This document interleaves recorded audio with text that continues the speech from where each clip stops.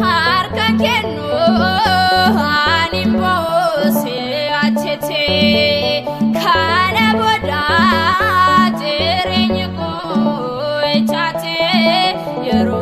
kunisi kan guftate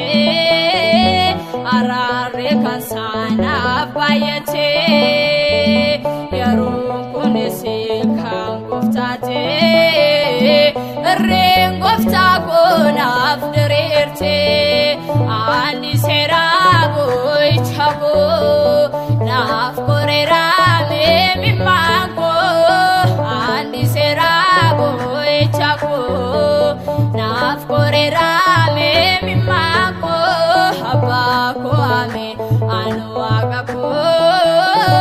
format argate jeringo abako ame anu agako format argate jeringo ani serago ichako naf korera me mimango ani serago ichako naf korera me mimango abako ame anu agako format argate jeringo abako ame anu agako format argate